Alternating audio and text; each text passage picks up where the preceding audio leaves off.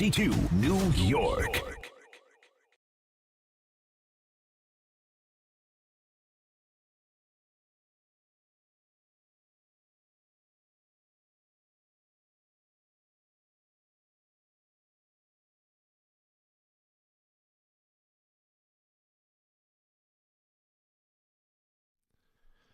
And a good afternoon, everybody. This is indeed the Michael K. Show. We thank you for joining us on this Thursday. It's October 9th. It's 2025.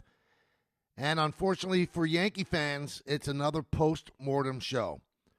What a letdown. What a disappointment. The exhilaration of Tuesday evening turned into just a flat performance as the Yankees lost 5-2. They lose 3-1. They go home in the division series, and it's now 16 years without a championship. Now, you could paint it whichever way you want, and you've heard me say this before. There is a value to every year having a chance to win a championship, but there is no value to not winning that championship every year for 16 years. It is the second longest championship-less streak in the glorious history of this franchise that began in 1903. It's really mind-boggling when you consider the amount of money that's been spent on the rosters since the 2009 championship, that they continue to fall short. And I wish I had an answer for you. Something's not right, and I don't buy the playoffs are a crapshoot. Because if it was a crapshoot, then every now and then you win a crapshoot. Every now and then. But there's something missing in the formula.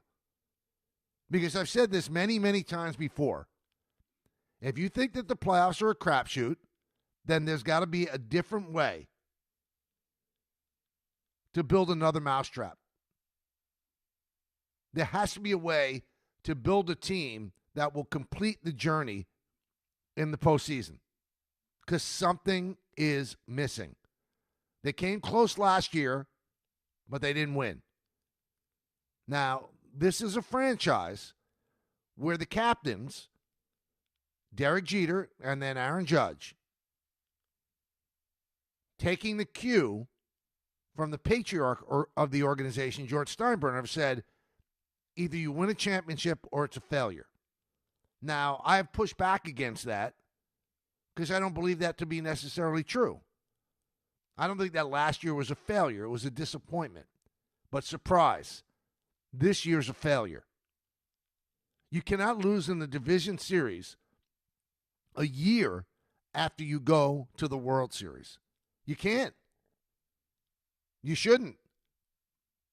I mean, when you look at the team on paper, and the game is not played on paper, we all know that, they should have gone further than they went. Taking nothing away from the Blue Jays, because the Blue Jays finished ahead of them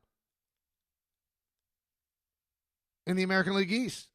They both had the same record, but you can't say, well, the Yankees unfairly lost the tiebreaker. No, they fairly lost the tiebreaker. They got beaten up by the Blue Jays during the regular season. And then yesterday, they got outclassed. And if it wasn't for an otherworldly performance by the captain, Aaron Judge, they get swept. I mean, let's be honest. He had to do something that was from the Mount Olympus of the baseball gods in order for them to win that game in Game 3. I know there are people out there, Yankee universe, they're ready for somebody to get fired. They want fingers pointed. My guess is no one will be fired. My buddy Joel Sherman asked Aaron Boone if he thought his job was safe, and he kind of grinned and said, well, I've got 2 years left on my contract. I don't think so. And I don't even know if letting somebody go is the answer. I just think there has to be a slight tweak in the way they build a team. Because I think I am in lockstep with the organization that home runs win ball games. But I think you need guys that hit home runs that also don't swing and miss a lot. And I know that sometimes is a tough thing to acquire, but you did acquire that with Cody Bellinger at 29 home runs and had a different approach with 2 strikes. But you look at the bottom of the Yankee order, and there's a lot of dead spots there. You can't have a 1 through 6 lineup. And then at the bottom of the order, you cross your finger that somebody gets hot. Yesterday's game in particular, you have an exhilarating comeback win on Tuesday in Game 3, and the Blue Jays are pitching a bullpen game. And what you did, and I think it was, it's the way you approach a bullpen game if you're the Yankees or if you're any team that's facing a bullpen game, you try to stagger the lineup, lefty, righty, so that they can't match you up in lanes. But what happened was there was a lot of lefty, righty, but there was also lefty out. So it provided lanes for John Snyder to take advantage of. If you look at the bottom of the Yankee order, so you bring in a left-hander to face Austin Wells, who bats 7th. You're not worried about Anthony Volpe batting 8th. And then Ryan McMahon bats 9th, although Ryan McMahon did have a home run against a lefty. And then you keep that lefty in to face Trent Grisham. Trent Grisham had an awful postseason. Then you bring in your righty to match up with Judge. Cody Bellinger is better against lefties than he is against righties anyway, so that move works. And then your righty is matching up against Stanton. Then we start the whole thing over again with Jazz Chisholm. You bring in a lefty then. Paul Goldschmidt's dangerous against lefties, but you try to keep him in the park. And back to Wells, Volpe, and McMahon. So the staggered lineup kind of worked in favor for John Snyder. But try to explain to me, anybody, I mean, I'm willing to listen to you guys too. How could you batter the Blue Jay bullpen on Sunday and Tuesday and completely be neutered on Wednesday in a must-win situation? How's that possible? Cam Slittler, I thought, pitched very, very well.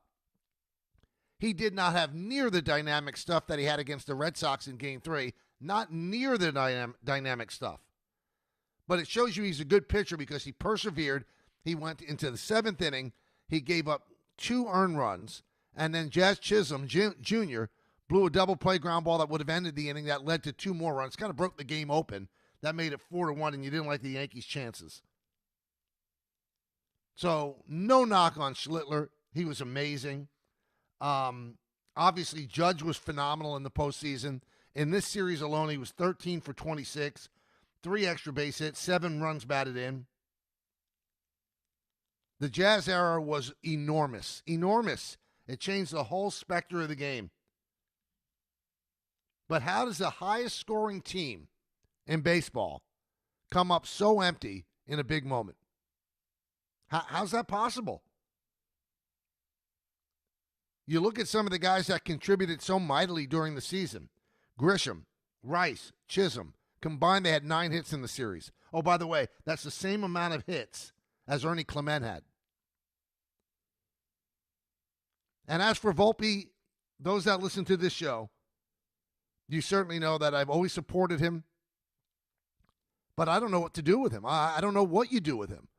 His highs and lows are just so enormously frustrating. So he looked really good against the Red Sox. You know what he did in this series? He was 1 for 15 with 11 strikeouts.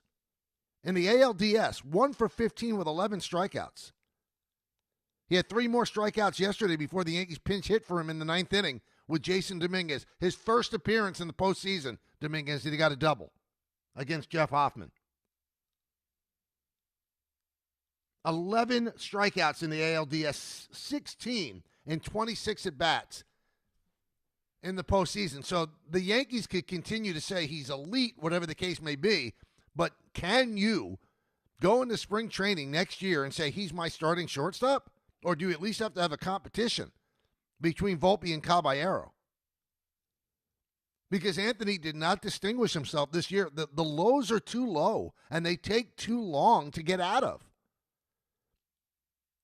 And I keep bringing up the 19 home runs and the 70-some-odd RBI. What does that mean if you've got about a 200 on-base percentage? He's got to be better, and if he can't be better, the Yankees have to find somebody that's better. Now, we're not going to have a referendum today on the changes that are going to be made, but it's going to be a completely different team, everybody. Goldschmidt, free agent. Grisham, free agent. Bellinger's going to opt out of his contract, free agent.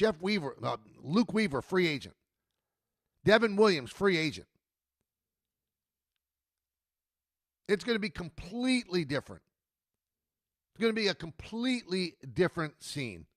And it has to be. Again, you've got to find a way to build a better mousetrap. You just have to. You can't lean on that old adage, well, it's a crapshoot. Well, it's not a crapshoot for the Astros. It hasn't been a crapshoot since 2009 for the Red Sox. It doesn't look like it's a crapshoot for the Dodgers.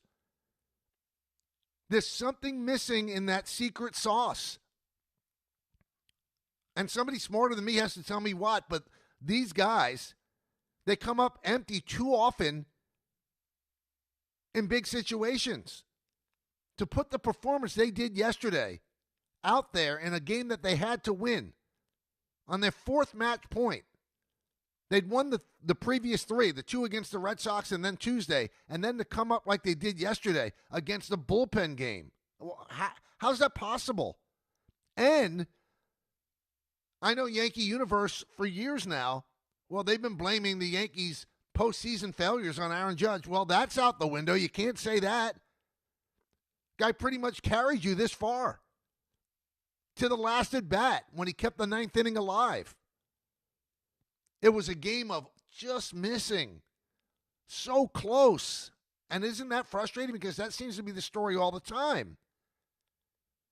The eighth inning, the Blue Jays bring in Jeff Hoffman. He's all over the place. The bases are loaded. And Austin Wells swings at the first pitch. And he lost a shallow fly ball to left field. Again, there's two schools of thought there. The guy can't throw a strike. Make him throw a strike before you swing. The second school of thought is he's got to throw a strike, so jump him. Okay, so if that's the school of thought, then you've got to drive the ball. You can't aim the ball, but you got to drive the ball. You can't loft a fly ball to left field. That's a bad at bat. In the ninth inning, and this guy had, I'd say, probably the second best season of any Yankee behind Judge. Judge is on first base. If Bellinger could get on, then Stanton comes up as the tying run against a guy who's known to give up home runs. It's right there in front of you. But he strikes out Bellinger, a guy who doesn't strike out that often. It just wasn't in the cards. And I said this during the postgame on Yes, and I'll repeat it here for those that didn't see it. I think Aaron Boone is a terrific person and a gentleman. And he's such a positive guy to the point that Yankee fans get frustrated by it because it seems so Pollyanna-ish.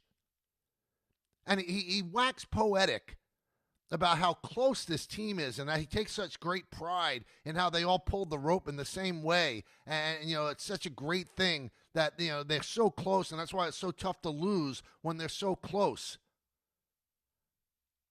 Listen, I get it. I've been around the team. I'm lucky enough that they fly on the charter to make travel easier for me. They are close. They all like each other. There's no cliques, anything like that. They're really close. And I guess that's because of Aaron Judge, who is a unifier and a uniter.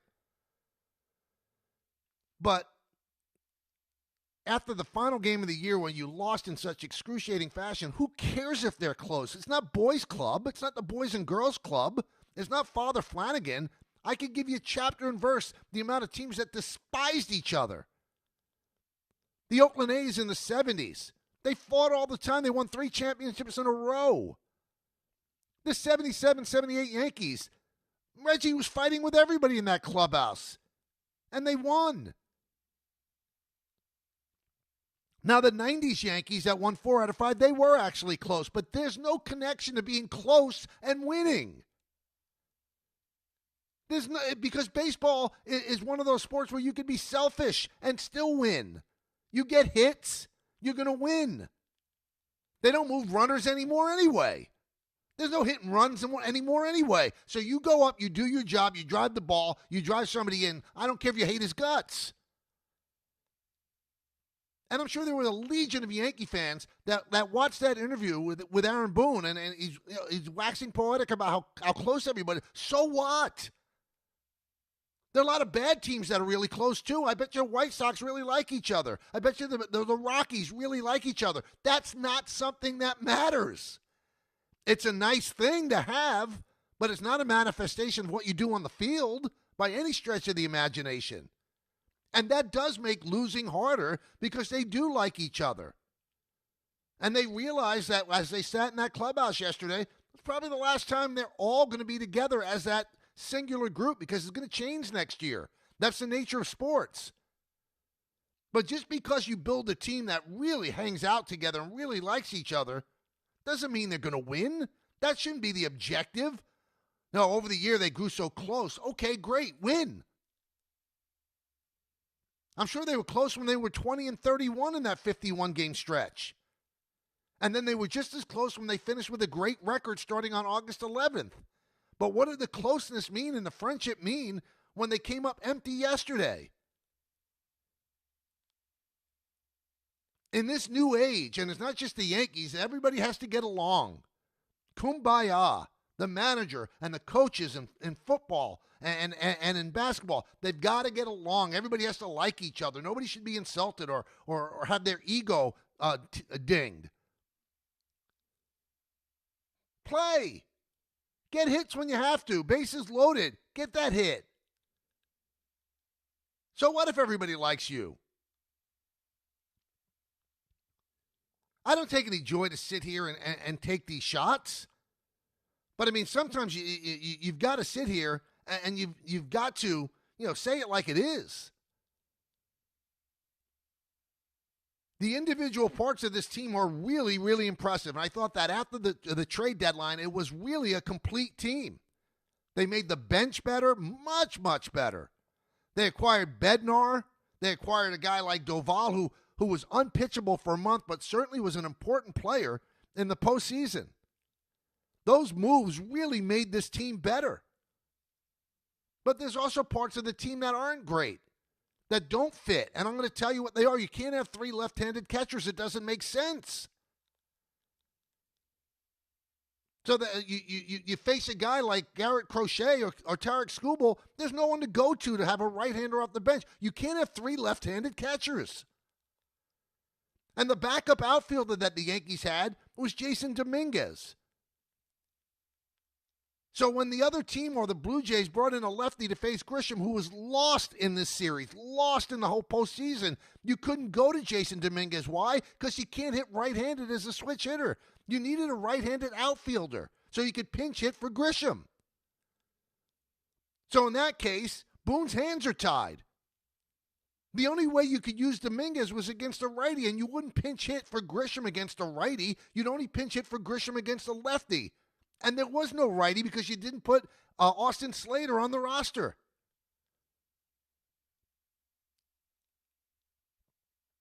For the most part, the Yankee defense played very well. But then, in a big spot, Jazz Chisholm Jr. blew a double play.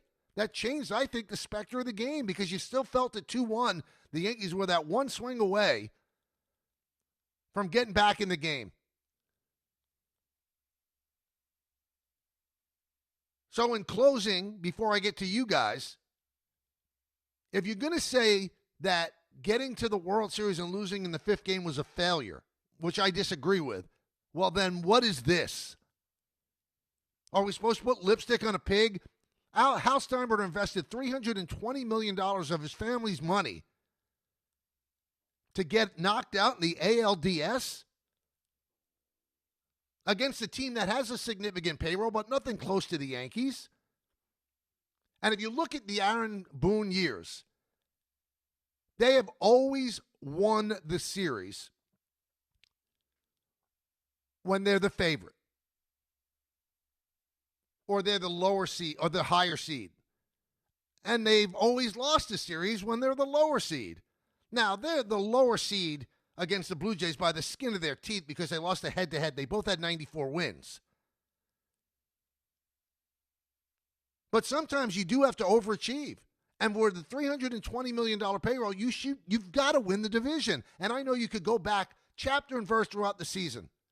The losses in Cincinnati, getting swept in Miami, getting swept those 4 games in Toronto. You win one more game along the line, and you got to buy through the first round. And then in this round, you got Max Fried pitching at home rather than opening up in Toronto. You get to set your rotation instead of having to go with Luis Heel in game 1, which kind of set the whole thing in motion. So you had 94 wins, the same as the Blue Jays, but they beat you head-to-head. The Red Sox beat you head-to-head. There are so many opportunities for the Yankees to win that division. That's got to be job one. Because when they won the division last year, you know what? They got to the World Series. And it's not about home field as much as it is allowing your pitching to be set up. They couldn't set up their pitching for this series because they had to use their pitching to beat the Red Sox when they should have been home relaxing and getting ready for the winner of the Red Sox against the Blue Jays. Against so many games that you would refer to as gut punches. That last game in Miami, we'll go on and on how much that meant. The games in Cincinnati, the one loss you had against the Rockies, the one loss you had against the White Sox in Chicago. And I know that there's probably wins that you feel that you stole. All true. That's the ebb and flow of a season. But the season was so uneven. But it was right there in front of them. They didn't have to dig a hole against the Red Sox. They didn't have to dig a 2-0 hole against the Blue Jays, and they did. So Aaron Boone might be right. This might have been the most talented team that he's had in his 8 years, but they didn't perform. So what is wrong in this secret sauce that they're not performing in the biggest moments? What? And you can't blame it on the captain. He was magnificent, absolutely magnificent. And you can't blame it on the kid, Schlittler. He was terrific. Fried didn't carry his weight in this series, neither did Rodon. And that put them in a hole. Luis Heel, I mean, we can all joke around that he was 4-1 after coming up the IL. He has not been the same pitcher since the All-Star break of last year. So some people that had to step up didn't. Some people had great seasons like Grisham. They disappeared. Some people that had bad seasons like Devin Williams. He was a stud. But here we are on October 9th, and we're talking the same story we've spoken for 16 years now. What went wrong? This team has too many resources. They spend too much money on payroll to always fall short. 16 years is the second longest streak in the history of this franchise. And the 18 years is the record, and that was at the beginning of the franchise's existence. It's not good enough. Something's not right. And it's how you quantify and identify success. That's what it comes down to. Is success getting into the tournament? Oh, I guess they were successful. Or is success winning a championship? And I'm not a championship or bust guy. I have never been that. Because I realize how hard it is to do. But 16 years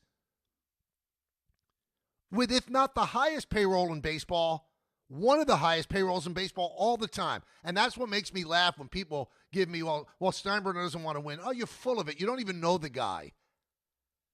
There's a burning hot desire to win. And he's entrusted people to do that, and he gives them the resources to do that. Their facility is the best in baseball in spring training and also during the offseason. A $320 million payroll should be enough. You don't have to spend $450 million to clamp down a championship because money does not guarantee a championship.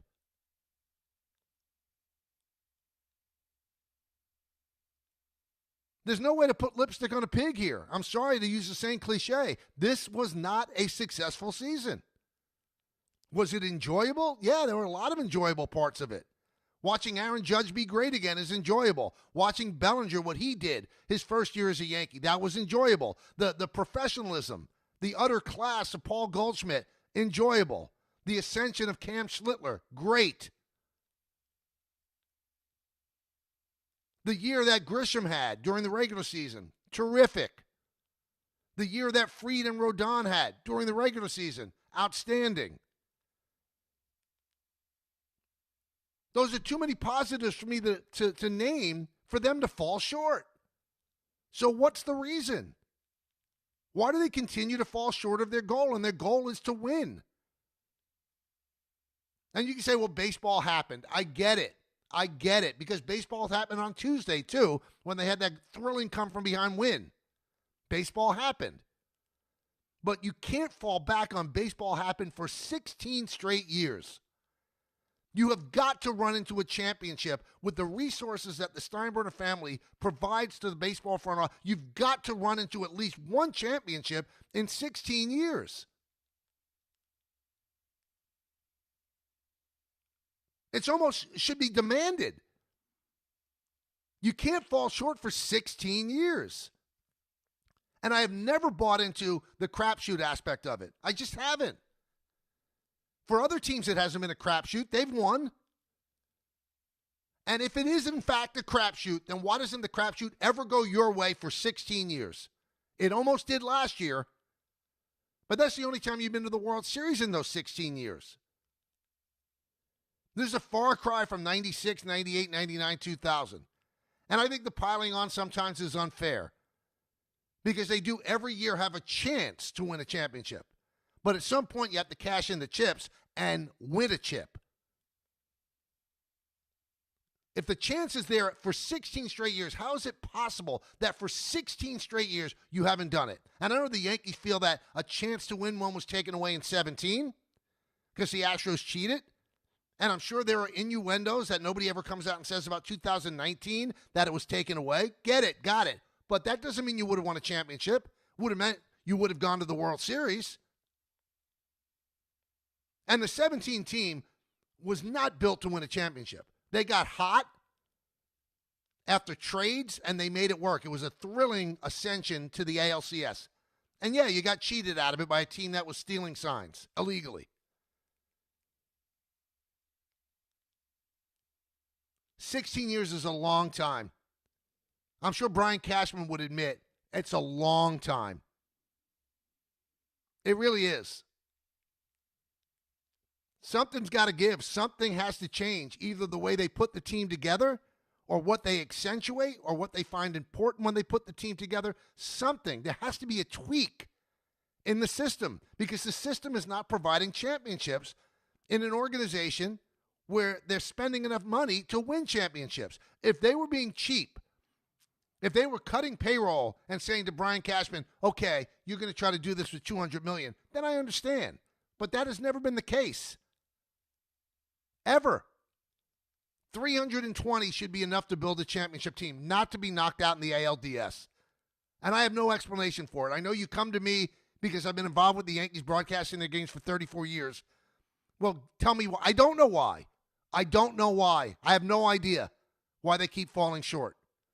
This team was built to be a champion, and it was good enough to be a champion. And to fall short, that makes it even all the more frustrating. We'll get to you in a moment.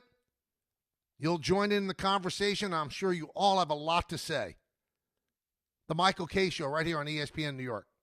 For appliances, TVs, electronics, and mattresses, get to PC Richard & Son.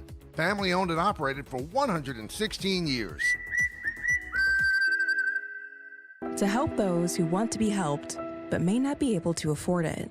That's what PGA Tour winner Grayson Murray had envisioned for a foundation before he sadly took his own life at just 30 years old. His parents channeled their grief into creating the Grayson Murray Foundation, carrying out his vision to help those struggling with mental health and addiction. To donate and learn more, visit GraysonMurrayFoundation.com. This is an ad by BetterHelp. BetterHelp therapists have helped over 5 million people worldwide on their mental health journeys. That's millions of stories, millions of journeys, and behind every one is a therapist who showed up, listened, and helped someone take a step forward. Moments in therapy, like the right question, a safe space to cry, or a small win, can change lives. With over 30,000 therapists, BetterHelp is the world's largest online therapy platform, having served over 5 million people globally. And it works, with an average rating of 4.9 out of 5 for a live session based on over 1.7 million client reviews. This World Mental Health Day, we're celebrating the therapists who have helped millions of people take a step forward. If you're ready to find the right therapist for you, BetterHelp can help you start that journey. Our fans get 10% off their first month at betterhelp.com/timeout. That's betterhelp.com/timeout. Just printed from the Erie Canal Press, the most coveted ticket, New York Lottery's $1 million raffle, hath arrived. 15 fortunate souls shall come into the fortune of a millionaire. Translation, the $1 million raffle is here, and 15 winners are going to become millionaires. The New York Lottery commemorates 200 years of the Erie Canal with your best odds of winning $1 million. Limited tickets available. Ask your local retailer today. Please play responsibly. Must be 18 plus. Gambling problem? Call 1-877-8-HOPE-NY or text HOPE-NY. 1-877 Cards for Kids. KARS Cards for Kids. 1-877 Cards for Kids. Donate your card today. 1-877 Cars for Kids. KARS Cars for Kids. 1-877 Cars for Kids. Donate your car today. Ready to get rid of that old car? Donate it to Cars for Kids. Call 1-877-CARS-FOR-KIDS to reach a friendly live agent. Donation's super easy, and your car can be picked up as soon as tomorrow. Call us now, 1-877-CARS-FOR-KIDS. That's Cars with a K to donate your car today. 1-877 Cars for Kids. Donate your car today. Did you know you can donate real estate too? Go to carsforkids.org. That's carsforkids.org. Score a win this game day with Amazon Pickup, the MVP of package pickup. Need that new football jersey for the big matchup? With Amazon Pickup, you can collect your order from secure Amazon lockers or counters near you on your schedule. Whether you're running from work or home or straight to the tailgate, Amazon Pickup makes it easy and worry-free at no extra cost. Don't miss kickoff. Grab your gear and your packages when it works for you. Find your nearest Amazon Pickup location at amazon.com/pickupmvp. That's amazon.com/pickupmvp. Welcome to Only Murders in the Building, the official podcast. Join me, Michael Cyril Creighton, as we go behind the scenes with some of the amazing actors, writers, and crew from Season 5. The audience should never stop suspecting anything. How can you not be funny crawling around on a coffin? No, that's true. Catch Only Murders in the Building official podcast, premiering September 9th wherever you get your podcasts. And watch Only Murders in the Building, streaming on Hulu and Hulu on Disney Plus for bundle subscribers. Terms apply. A SoFi personal loan is here to help you achieve something once thought impossible, overcoming high-interest credit card debt. Walk the tightrope of your finances with one low, fixed-rate monthly payment, no fees required, and as soon as the same-day funding. That's right. Pull off your own debt-defying stunt with a SoFi personal loan. Visit SoFi.com/trick to learn more. Loans originated by SoFi Bank, N.A., member FDIC. Terms and conditions apply. NMLS 696891. Welcome back. Yankee season is over. Now we talk about it. Let's start off with Bruce in Flushing. Bruce, talk to me. Here's my humble opinion. Number one, roster construction, as you said. Number two, Hal is not stupid. We both know that. It's one thing to use analytics. The Yankee organization is married to analytics. What happened in the dynasty when Joe Torre saw Cecil Fielder in batting practice and said, okay, I'm going to play him instead of Tino because I like the way he looks in batting practice. That wouldn't happen on this Yankee organization. The only way this can be fixed, and I'm not doing this out of vindictiveness or nastiness, You have to change the thinking in this organization. That means firing Brian Cashman, firing Mike Fishman. You give it to an Omar Minaya and Brian Sabian, who knows you use analytics, when you can, but you also see what's on the field. You use your baseball knowledge.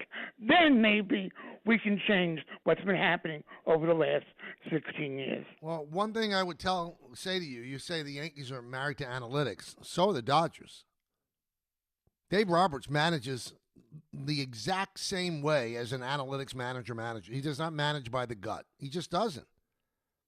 They are scripted and planned, and they're heavily analytic. So I just don't think, I know people want this, but the days of an Omar Minaya or a Brian Sabian running the team like an old-time GM, it's not going to happen because there's value in analytics. I believe there's value in analytics. But I think there's just something off in the formula that is not allowing them to get over the hump. And I'm not buying it's a crapshoot. I think there's something missing in the way the team is being put together. Maybe there's too many strikeouts. Maybe there's a lack of fundamentals. They corrected some of the stuff from last year. Better defense, better base running. All of that was demonstrably better. But still, they fell short. They fell shorter this year than they did last year when they were a bad defense and they didn't run the bases well. So go figure. Let's go to Joe in Washington Heights. Joe. Hey, Mike. So I want to speak on behalf of myself, really, but I feel like I speak on most Yankee fans' belief in that we really hate losing more than we like winning. I think I've talked about this before, but the championship bust mentality, I totally agree. It's a really bad mindset because it sets the standard for winning, and anything else is a failure, that's the baseline. And when we win, I admit I felt this way in the Red Sox series too. I wasn't super happy that we beat the Red Sox. It was more like, oh, this is a massive sigh of relief that we won. And I just don't think that it's fair to feel that way as Yankees fans. And I think as Joe Torre once said, no one feels sorry for the Yankees. And he understood that you're the team everyone wants to beat. Most fans, they cheer for the joy for victory, and Yankees fans, we just watch for the pain of defeat to be avoided. Winning is expected, and losing is unforgettable. Well, it's going to be hard to change that narrative, though, Joe. I mean, the patriarch of the franchise in 1973, George Steinbrenner, he started that. Championship or bust, winning is second only to breathing, and it's a close second. That's what he said. And that's been passed down. Now, you have not heard Hal say that, and no one from the Yankee front office has said it, but guys like Jeter picked up on it. Judge has picked up on it. I mean, that's the mindset. Well, if that's the mindset, well, they've missed that mindset for 16 years. They have. So I don't know what to tell you. I understand fans being angry. I don't sit here and begrudge you your disgust. I mean, you invest a lot emotionally. Forget about financially, emotionally following this team. And you expect great things, and you get great things during the regular season, but the ultimate great thing has been elusive in 16 years. That's a long stretch without a championship. I know that sounds silly because, there will be those that defend and say, well, the Mets haven't won in 40 years. Tigers haven't won in a longer stretch. Mariners have never won. I get all of that, but that was not handed down through generations, championship or bust. And, the Mets haven't won since 1986, but they didn't always have the highest payroll when the Wilpons were in charge. They just didn't. Now, the Tigers have always they've been unable to do it since 84. The Mariners have a pretty robust payroll. They've been unable to do it. And Toronto has a pretty high payroll, and they've been unable to do it since 93. I get all that. But the rules of engagement are different here. They just are. And when the owner gives you a payroll that's in the top 2 or 3 every single year, not running into one championship in 16 years is really hard to fathom. And they've come close. And circumstances have conspired against them. But the Astros have won in that time a couple of times. The Red Sox have won 3 times. The Dodgers have won 2 and trying for a 3rd this year. So it can be done. Red Sox have also finished last 5 times in the times that they've won those 4 championships. I get all of that. I've lived it. I've talked about it on the show. I get it. But the 16 really jumps out at you when you consider it's the second longest championship-less streak in the history of this unbelievable franchise. Maybe it was a bad luck omen when they won in 2009 for Joe Girardi to have the hubris to change the number on his back from 27 to 28. So if he had never been fired, just think how long that 28 has been on his back. Maybe that angered the baseball gods. Like we all thought he was going to do that every single year that they kept winning championships. They never won another one. They never won another one. Go to Brian in Fishkill. Brian. All right, Michael. The irrational Yankee fan in me, which I try not to be, says the Yankees should change their slogan to satisfied with almost since 2010. But the rational side of me is not surprised because going into the playoffs, 19 and 25 against the teams in the tournament, right? Now, the crapshoot thing, I've always wanted to ask Brian if it's valid. If it's a crapshoot, how many times do you roll snake eyes until you walk away from the table and try a new game? And while acknowledging that the analytics do work, okay, what I want to know from you is it a valid question that what championship team in any sport is being one-dimensional a great thing? Have a great day. Well, I mean, the Dodgers are probably more analytical than the Yankees. So those that invested heavily in analytics, they were the early leaders in the field, and the Yankees were switching to analytics really early, and that's eventually what led to the demise of Girardi, because Girardi would push back on some of the analytics and did not have as warm and fuzzy a relationship with the players as the front office wanted. But when every team is heavily into analytics, and they are, even the teams that don't have a lot of money, they try, then somebody's analytics is going to be better than the other guys. Analytics are not all the same. There's going to be emphasis on certain things in certain organizations that might not be put on other organizations. So it's hard to gauge the analytics and how they work. Who's got the smartest people? I know there's an awful lot of Ivy League graduates in the Yankee front office. A lot of smart people. Same thing with the Dodgers. Same thing with the Mets. Same thing with the Red Sox. All the big money teams heavily into analytics, trying to find an edge. And I think that the one problem overall with analytics, and I've mentioned this before, they work over the long haul because the averages will tell you over 162, this is what's going to happen. That's why the Yankees always make the playoffs. Their analytics work. So I kind of compare it to being at a blackjack table, where if the dealer's showing a 2 and you have a 16, you know what? You don't hit. If the dealer's showing a 2 and you have a 3, you have 13, you don't hit. Because you want the dealer to bust. When he overturns the card and it's a picture card, he's got 12. You want him to take the 10 and bust with 22. And if you sit at the table long enough, you are going to win with that strategy. You just are. Now, we narrow it down to the guy or the gal that sits at the table for a half hour. That might not work. That might not work. You might bust. The dealer will pull a 9. Over the long haul, it works. The shorter haul, it doesn't. That's why I say that smart people have to find a better way to build a better mousetrap. You got to find something that works in the short haul, not only the long haul. Now, if you don't change, then just getting to the playoffs is your aim. And then you'll take your shot that it actually works in the short haul. It hasn't worked in 16 years. It came close to working last year, but it didn't.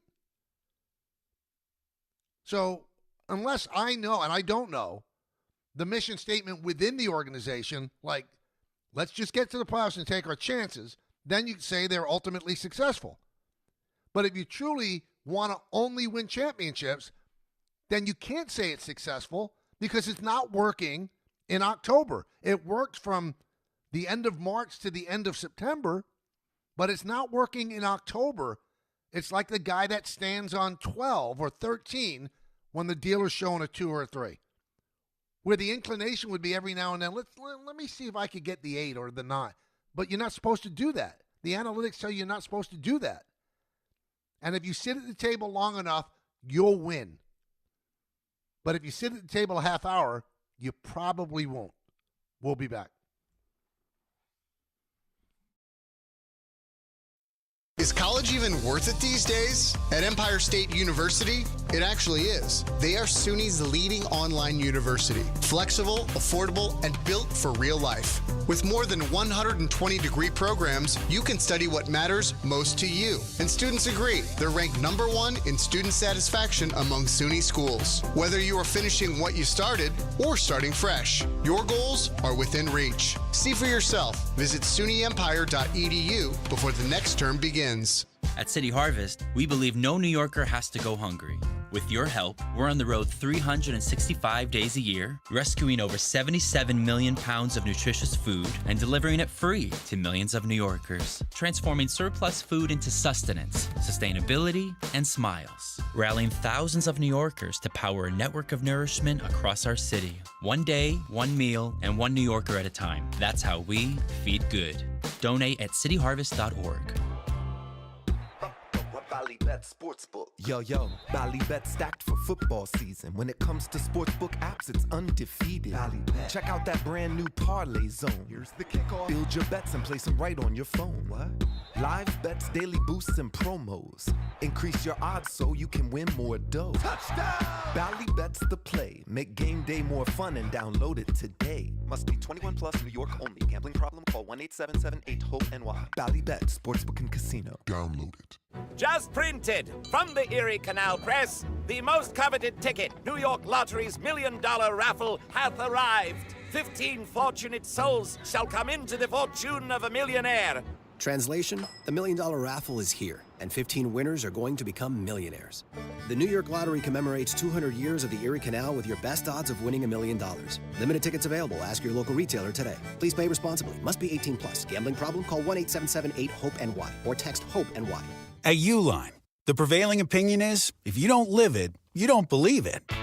The people at Uline believe in hard work, and they live it by being there 24/7 to answer your call, having 41,000 items in stock, and offering same-day shipping from 12 locations across North America. Business owners, sellers, buyers, shippers, and packers believe it. Uline is the hard-working, dependable source for your shipping and industrial supplies. Visit uline.com. You know so much about who you are. But do you know what makes your body your body? With over 100 lab tests and insights, Function can help you know the truth. Because you know you're made of grit, wit, and a good heart. But just how healthy is that heart? You know you're made up of all the places you've called home. You know you're made of your mom's sarcasm.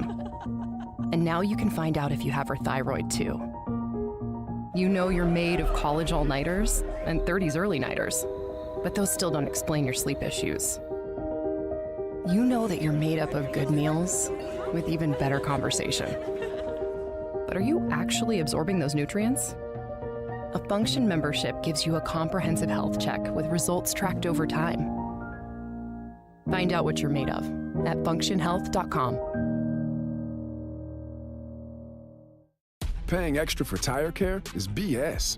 You know, bad service. So at Midas, we're rolling out our BS-free tire guarantee, included with paid installation and tax on every purchase.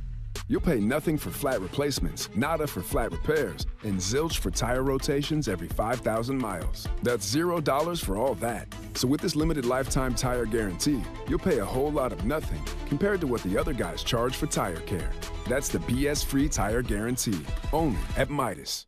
Rich Eisen here for Sonos, the speakers that bring every game to life in my own house. With studio quality sound, Sonos makes you feel like you're right there in the stadium. Whether you're cheering on your team, binging your favorite show, or listening to the hottest songs, Sonos fills every room with incredible sound. Setup is easy. Just plug in, open the Sonos app, and you're ready to go. Want stadium quality sound at home just like me? Because I love Sonos. You will too. Explore soundbars, speakers, and more at Sonos.com. Sonos. They look as good as they sound. From the regular season to the Super Bowl, ESPN New York is your destination for football.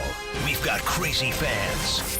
If the Giants somehow beat the Cowboys, I'm going to take a dump on your head. You can feel good because you're a damn football team. Expert analysis. Marcus Spears joins us now. ESPN NFL analyst Damian Woody. Mel Kiper Jr. The Hall of Famer Steve Young. He's kind of our resident general manager, Louis Riddick. We got Mike Tannenbaum right now. And all your fantasy and wagering needs. This is ESPN New York.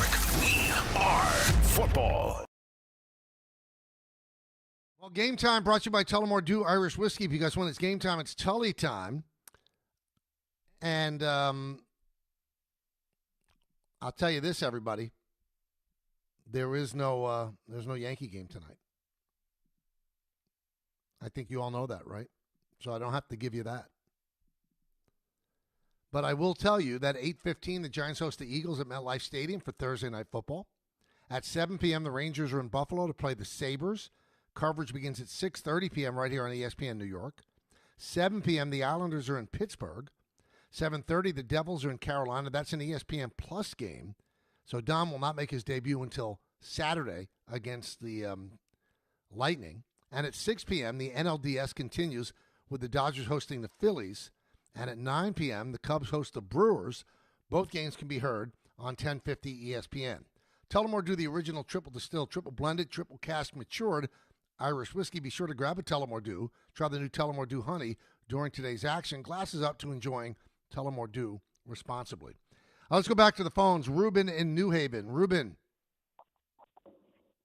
Hey, Mike. Good afternoon. I was just, I watched the Yankees play against, obviously we all watch the Yankees, but we're watching them these last couple of years against these opponents in the playoffs, and you notice how the other teams are so fired up to take it to the Yankees, just aggressive, on offense, just charging right at the Yankees, while the Yankees are just kind of waiting for aura and mystique to happen. Fortune favors the bold, right? You got to make your own luck, and aura and mystique isn't just going to show up.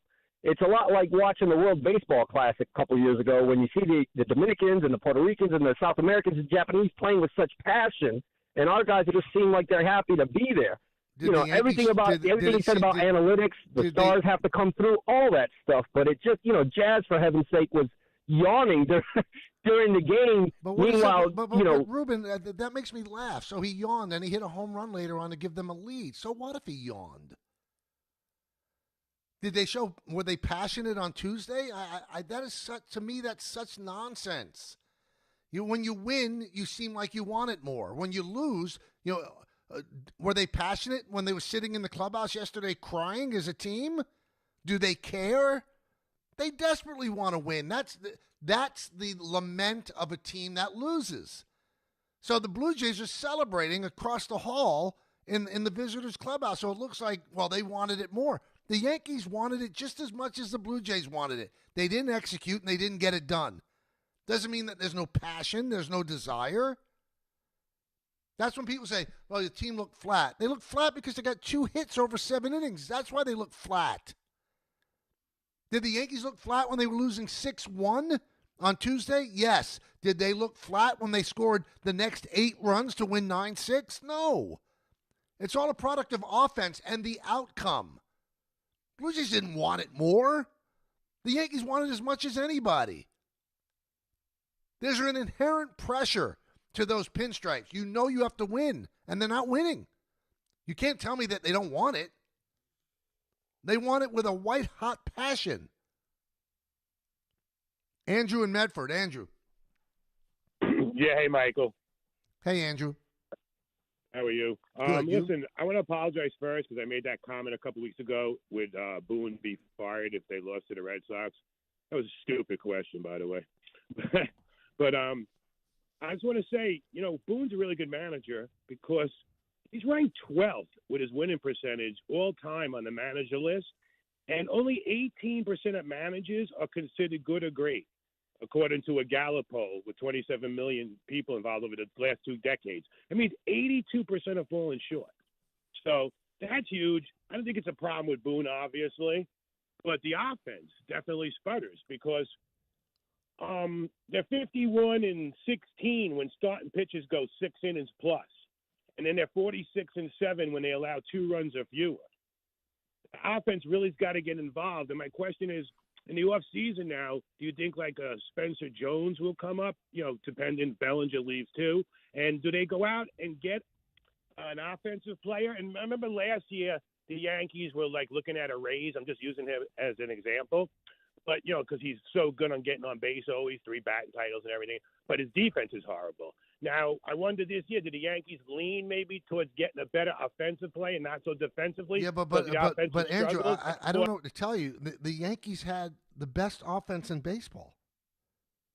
They scored more runs than anyone per game. It just didn't work in the postseason. So it's not like they lost Juan Soto and decided to ignore the offense and build around the pitching. Bellinger was amazing. Grisham exceeded anybody's expectations, probably his own as well. Despite missing a month and then coming back for a month where he wasn't right, Jazz Chisholm was 31-31. They got so much more production out of first base than they had in the previous 2 years with an injured Anthony Rizzo. Between Goldschmidt and Rice. Hey, the first half team was not a good team. Playing Jazz at third base was not the answer. Trying to squeeze another drop out of DJ LeMahieu was not the answer, but they pivoted.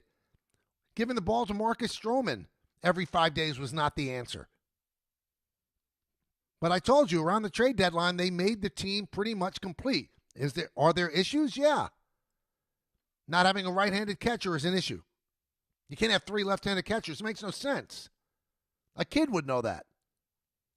Now, they might be the 3 best catchers they have, but you got to change. You can't have 3 left-handed catchers. That does not give you the platoon advantage in any game that a lefty starts, ever. And you got to make a decision about Jason Dominguez, too.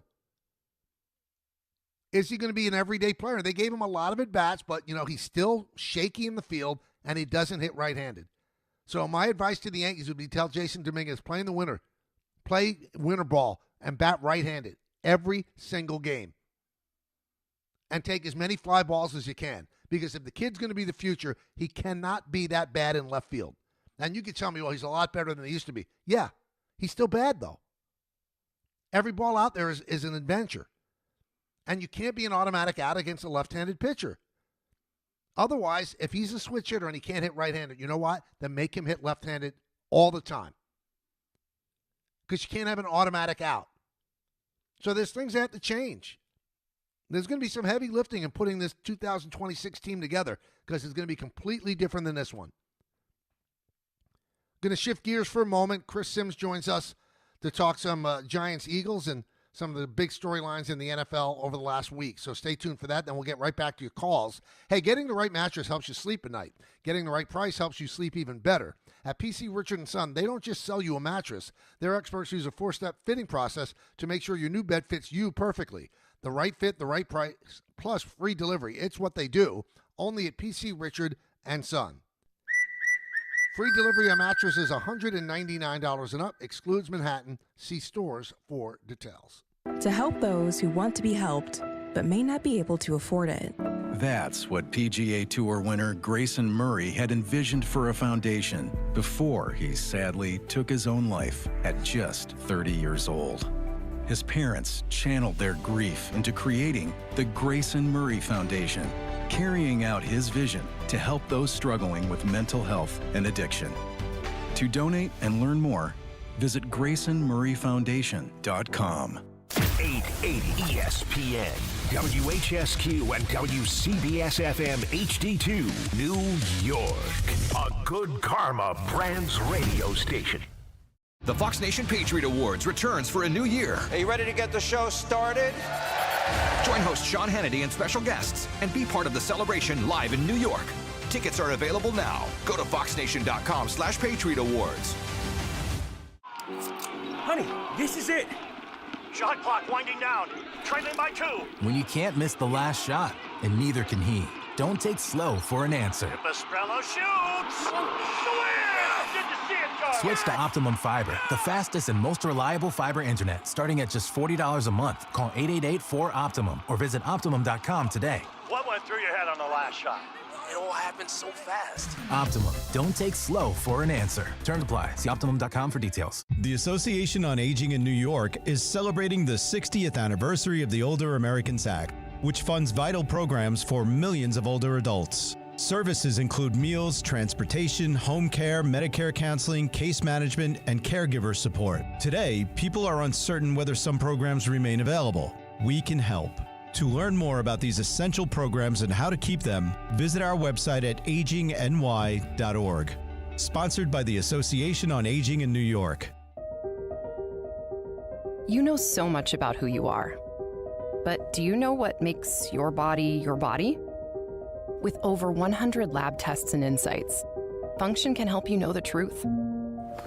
Because you know you're made of grit, wit, and a good heart. But just how healthy is that heart? You know you're made up of all the places you've called home. You know you're made of your mom's sarcasm. And now you can find out if you have her thyroid too. You know you're made of college all-nighters and 30s early-nighters, but those still don't explain your sleep issues. You know that you're made up of good meals with even better conversation. But are you actually absorbing those nutrients? A Function membership gives you a comprehensive health check with results tracked over time. Find out what you're made of at functionhealth.com.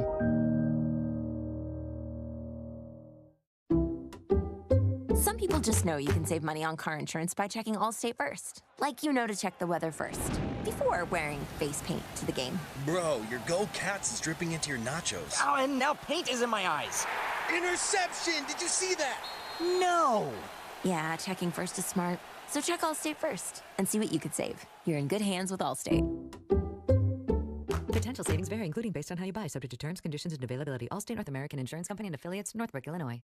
Every great team has its core players, but when the season gets tough, adding the right free agent can make all the difference. The same goes for business. At Robert Half, we found that 67% of companies surveyed plan to increase their use of contract talent to handle workload peaks and backlogged projects. With Robert Half's specialized recruiters experience, combined with our award-winning AI, you can quickly find the skilled candidates you want. At Robert Half, we know talent. Discover how we can help at roberthalf.com/talent.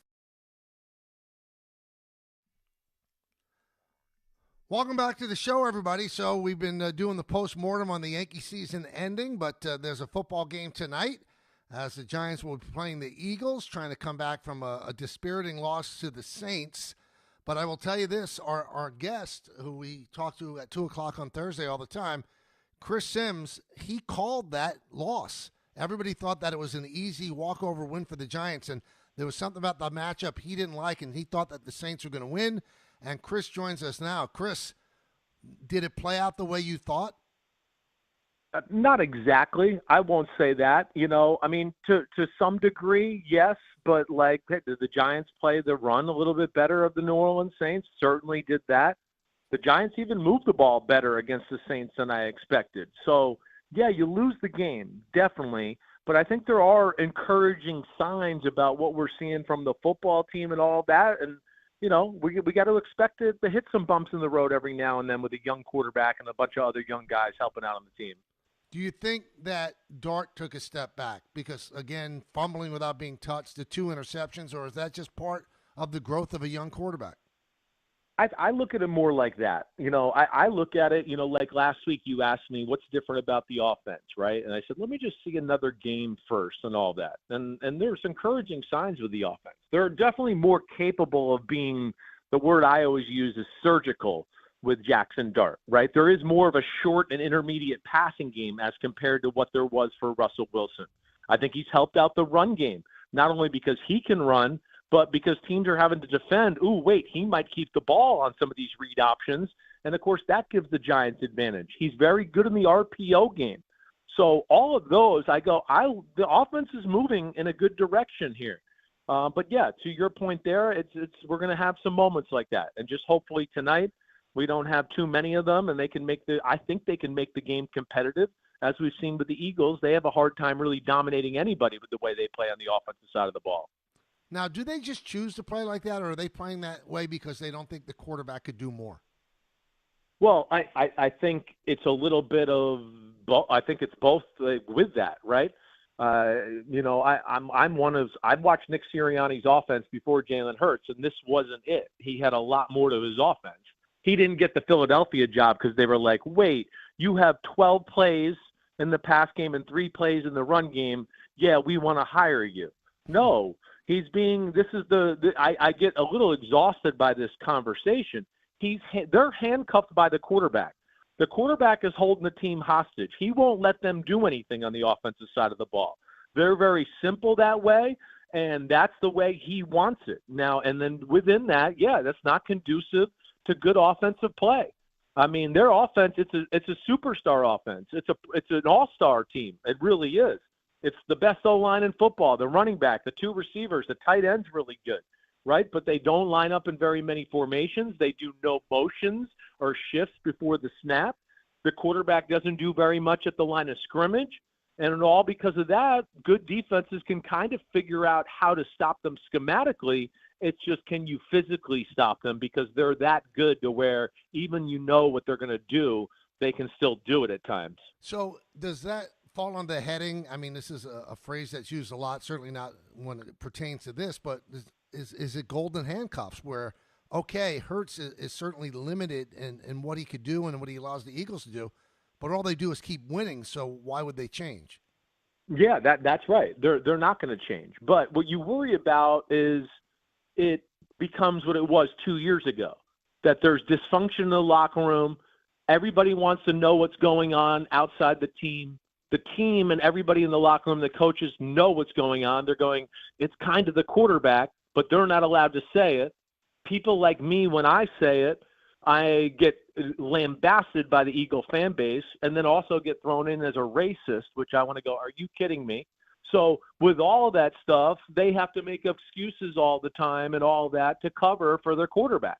And that's why they're frustrated. That's what it is. People ask everyone, what's wrong with the offense? And they all want to look at the camera and go, our quarterback's the problem, but we can't do anything about it. And they're good enough, though, to your point, where they can run the ball, they can chew up some clock. If you play man-to-man, they're going to throw a slant or a go route, and he's good at throwing those routes. But, basically, if they don't turn the ball over, they're tough to beat. But what you worry about is what happened 2 years ago, that all this stuff goes on, and then all of a sudden it starts to become dysfunctional. The offense doesn't play very well, and all of a sudden they lose their last 5 or 6 games of the year. So we'll see where this goes, but I do feel like it's teetering a little bit in Philadelphia as compared to last year, where I was very confident in everything they were doing as a football team on the offensive side of the ball. Now, it seems like Barkley is not as good as he was last year. Is it because people are selling out for the run because they don't think they're going to get beaten deep by Hurts, or is it just unrealistic to expect a guy to be that great 2 years in a row? Well, I think, it's hard to do that 2 years in a row. They are a team, if you listen to my podcasts and things like this, where I said the Eagles are late to adjust. They don't do much at the line of scrimmage, like I just told you. So, it's what they've done is they've played some defenses like last week, where the Broncos loaded the line of scrimmage and were like, look, we're going to stop the run. And as a play caller, or if they're in the huddle, there's a run call and a pass call called in the huddle, you're going to see that and go, oh, man, there's 8 guys at the line of scrimmage. We got to check to the pass. Denver did that consistently all game, but when there was 8 guys at the line of scrimmage and Jalen Hurts said set hut, it went into pass coverage. And there they had no answers. They need to be a little bit more, I think, stubborn with the run game. But, again, even with the run game and how simple they are formation-wise, people, especially good defenses, go, wait, we feel like we can load the box and stop Saquon Barkley. And because they're so simple in the pass game, we feel like we can figure out some schemes to play run defense and still stop some of the pass game stuff as well. And that's where they've been in a little bit of a bind lately. And they've played some good defenses, so I got to certainly say that. That's the truth, too. All right, Coach. So can you paint a scenario, Chris, to make Giant fans feel good about things, that they have a chance tonight? What would be the scenario where they beat the Eagles? Well, I think the scenario is we continue to see what we see on the offensive side of the ball, like on a lot of the good drives. Let's think about it. We ran the ball okay. A lot of intermediate passes where you're like, okay, I like that. Way to go, Jackson Dart. Few scrambles here and there. We got to hope that their offense is still not being able to figure some things out that way. And then if we can just get one lucky bounce of the ball, one turnover, they make one lapse and, a mental lapse or a mistake that way. I think we can hang in there and certainly be competitive no matter what. But yes, I would say to win the game, it'll probably take the Eagles having to mess up once or twice to open that door open for the Giants to steal the game. Even if that doesn't happen, I think the Giants can stay close and be a pain in the butt for the Eagles all night long. Talking with Chris Sims of NBC, both pro football and college football. He has his own podcast, which is tremendous, and he joins us every Thursday at this point. All right, so let's shift to the Jets for a minute. Aaron Glenn, if he was a political candidate, his stump speech was about discipline, cutting down on penalties. Well, he got elected, and elected is getting hired as a Jet coach, and he has not come through on any of the promises. In fact, the penalties are as blatant as they were last year. Is it simply because there's no talent on the team, or is something not connecting with the players? Well, I think it's a little bit of both there too, right? It's a talent. It's got talent, but it's talent, especially on the defensive side, that was meant to play in that Seattle scheme with Robert Saleh, right? So there's a difference in philosophy there as far as those defenses typically are smaller, faster, chaos creators that way. Aaron Glenn, I think, wants to run more of, what we're accustomed to with Bill Parcells and Bill Belichick and that type. They want really big people up front that can two-gap and basically make the run game like a mosh pit in the middle of the field there. And then they're going to be kind of creative in their coverages in the back end and take a few chances. I don't think they totally have that formula mastered right yet. They're playing in a more aggressive style of defense. I think the players are probably getting used to that a little bit. That's leading to penalties. And then the offensive side of the ball, what I'll say, again, the same thing we kind of said last week, the game seems to have to fall a certain way. And, yeah, they showed the ability to move the ball and run, but it's 2 weeks in a row. The running back fumbles going into the end zone, basically inside the 10-yard line. And those are mistakes that, they can't make. They can't overcome them. Their defense isn't playing at a high enough level. And as we know, the quarterback and the passing game just are not good enough in the competitive part of the football game to keep them in it either. So it's a little bit of all of it right now there with the Jets. And, man, this is not going to be an easy game for them this week over in London. All right, I asked you about the Giants. Can you paint a scenario where they can beat the Broncos in London? Man, I mean, the Broncos would really have to pee down their leg, Michael. I mean, that's it.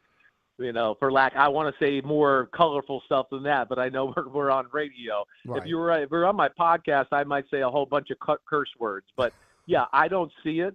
Because I think the Broncos and what they did last week, the Broncos can easily be 5-0. Last week was the first time they trailed in the fourth quarter all season. They lost the Colts and the Chargers in walk-off game time, clock expiring field goals. I think last week is going to be the jump off of the Broncos of like, whoa, it's official. We are good. We believe in ourselves. Man, our quarterback brought us behind on the road in Philly, and we came back and beat them. So I expect them to kind of be hitting on all cylinders this week. Yeah, I think the Broncos kind of dominate this one. I picked the 28-13 Broncos. All right, so when the Jets head back to the States, they're probably going to be 0-6. So, yes. I mean, when does the message not even sink through? I mean, if there's no positives from the message, are players going to start tuning out that coaching staff?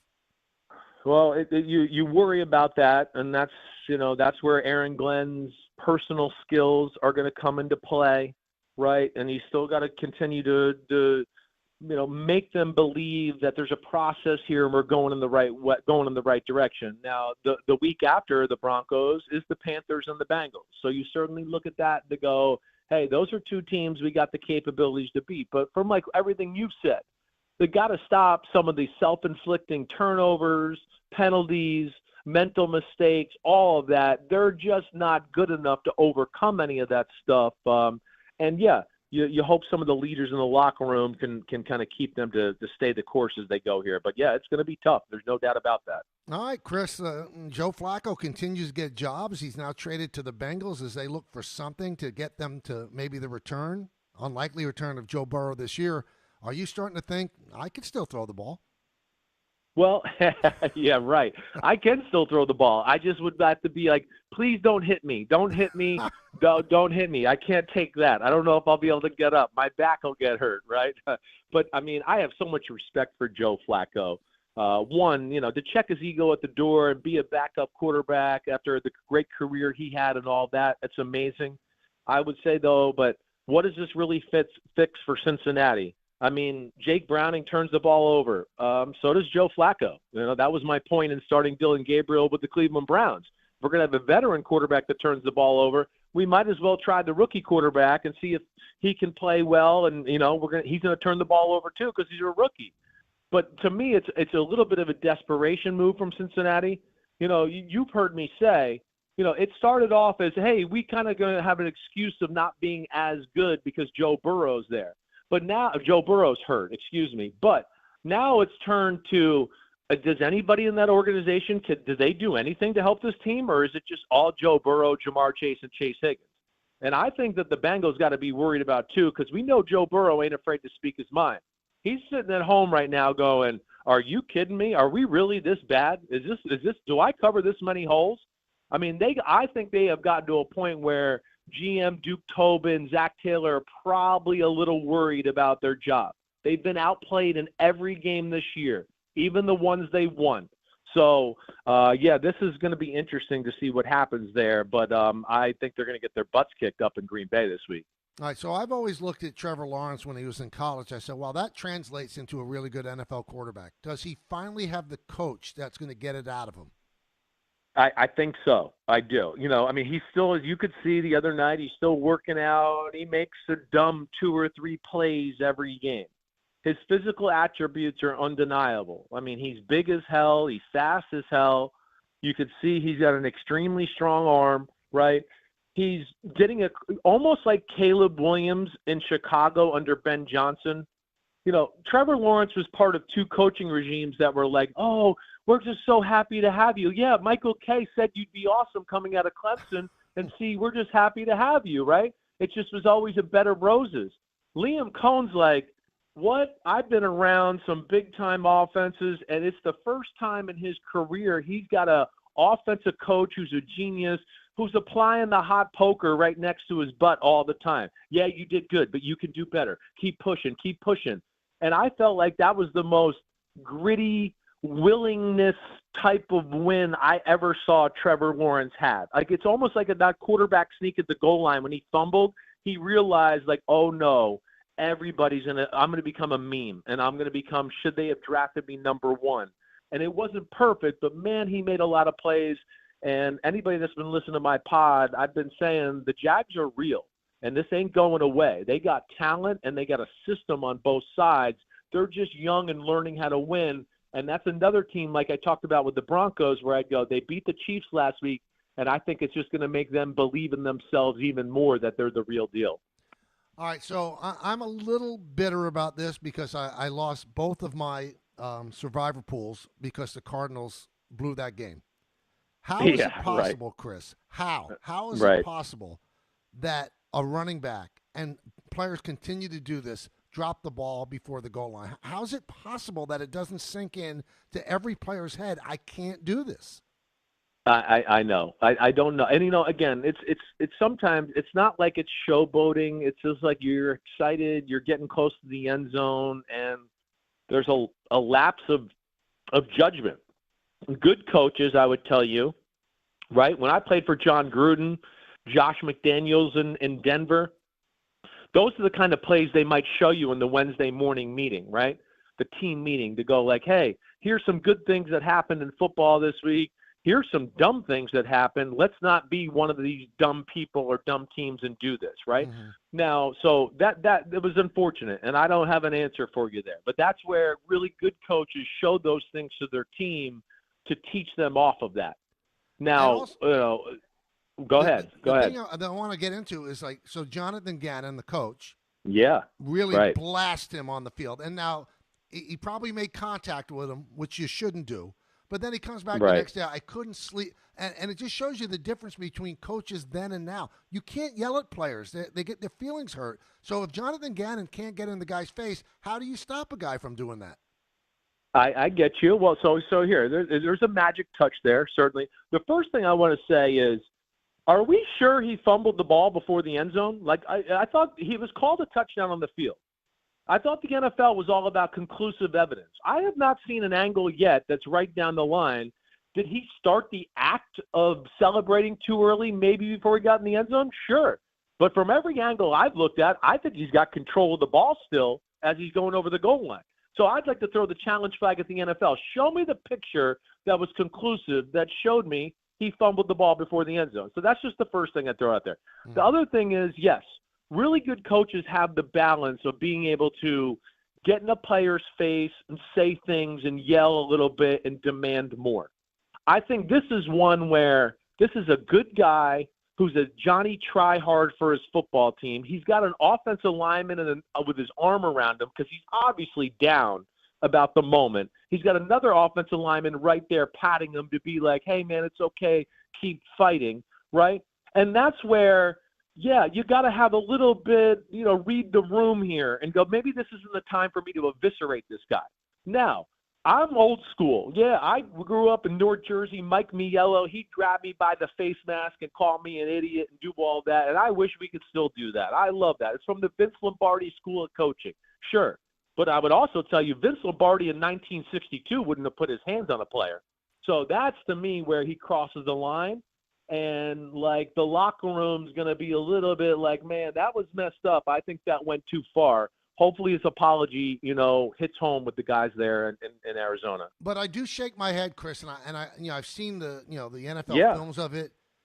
Bill Parcells, what he did to your father would not be allowed now. Your dad could go to HR. No, I hear you. You're right. And that's where it is different. And I hate that too. And that's why I think New England was so good forever, because Bill Belichick could go over to Tom Brady and do that. And the team would be like, damn, he's holding Brady accountable. I better be accountable too. I think Andy Reid secretly has that Midas touch a little bit. I think Kyle Shanahan and McVay have that ability a little bit. So you can still yell at guys, but you got to make sure you're just not yelling at them to yell at them sometimes, right? They got to know you still love them and respect them and you want the good for them. And to me, Nick Sirianni has that. He can get on his guys a little bit, but they know he's in the fight with them. And I think that's where, you gotta know your relationship with your locker room and your team that way a little bit to dance that fine line. All right, so you're reading my mind, because the final thing I wanted to talk to you about was what is turning into an epic fail for Bill Belichick in North Carolina. We had Paul Feinbaum on Tuesday, and he said that Belichick in college football is a laughingstock. Did you think it was going to go this poorly, Chris? I did not this poorly. No, I always questioned, is Bill going to be able to recruit, young kids? Is Bill going to be able to deal with Johnny's mom, who's mad, and Johnny's dad, who's mad that he's not playing well? Those are things I questioned. I always questioned, can Bill Belichick's real genius even be shown in college football? Because there's just not enough time. These are young football players who it's not like they've been in the NFL for a while and been in different schemes. So Bill's creativity as a coach is almost handcuffed in college football because of the rules. And, of course, the players aren't, as mature schematically as the NFL players. So I always wondered that. Bill was famous even in New England, Michael, for, if they messed up cover 2 in training camp, they'd play cover 2 every snap the preseason game. They did this against me one year in Tampa when I was there. They messed up Tampa 2 the week before. They played Tampa 2 every snap the whole game. We got to the 1 yard line. They played Tampa 2 still. So he's one of those guys, too, where if he doesn't feel like you fix things, he's not going to add more creative things onto the offense or defense. So, yeah, I'm a little surprised that it's been this bad. But, I'm not going to totally judge it yet. They're trying to be young and start something new here, and I do think there are some smart people that can get things on the right track down there in North Carolina in that regime. All right, so how do people get your podcast? Let's get a little plug in. Okay, I like Chris Sims Unbuttoned. Wherever you find podcasts, right? You can go and watch me on the NBC Sports YouTube page. That's there, too. You'll see a big football logo as a head with a, shirt buttoned to the top like I do. And that's Chris Sims Unbuttoned. But, you can find that anywhere you find your podcasts. Well, we love having you on every Thursday. Thanks so much, Chris. Oh, you're the man, Michael. I'll talk to you soon, buddy. You be well. That is Chris Sims. We talk to him every Thursday at 2 o'clock. Great stuff. I mean, he articulates the stuff that all of us can understand. I think that's so cool. All right, so we go back to the Yankees season ending yesterday. What comes next? Who's to blame? All of that is on the table. I want to talk to you as well. 1-800-919-3776. Hope you're watching on our YouTube channel. All you have to do is go to the ESPN New York page and then click on the YouTube page and subscribe. It's free. And then you can see me. And you can see Don Hahn and Rosenberg. And you can see DiPietro and Rothenberg. And Bart and Carlin. You can see all of us. And you can hear us right here on ESPN New York. This is an ad by BetterHelp. BetterHelp therapists have helped over 5 million people worldwide on their mental health journeys. That's millions of stories, millions of journeys, and behind every one is a therapist who showed up, listened, and helped someone take a step forward. Moments in therapy, like the right question, a safe space to cry, or a small win can change lives. With over 30,000 therapists, BetterHelp is the world's largest online therapy platform, having served over 5 million people globally. And it works. With an average rating of 4.9 out of 5 for a live session based on over 1.7 million client reviews. This World Mental Health Day, we're celebrating the therapists who have helped millions of people take a step forward. If you're ready to find the right therapist for you, BetterHelp can help you start that journey. Our fans get 10% off their first month at BetterHelp.com/timeout. That's BetterHelp.com/timeout. Okay, girls, ready to go? Yeah! Mom, I'm hungry. Can I have a snack? Me too, Mommy. You want a snack? Yeah. Got it? Children learn from our behaviors. Mommy, can you open this, All right, please? hold on 1 second. Okay. Okay, here. Thank you. They learn what is okay from the adults they see. Mommy, are you on your phone? If you're a distracted driver, chances are they will be too. What kind of driver are you raising? Funded by the Governor's Traffic Safety Committee. Ballybet Sportsbook. Yo, Ballybet stacked for football season. When it comes to sportsbook apps, it's undefeated. Ballybet. Check out that brand new parlay zone. Here's the kickoff. Build your bets and place them right on your phone. What?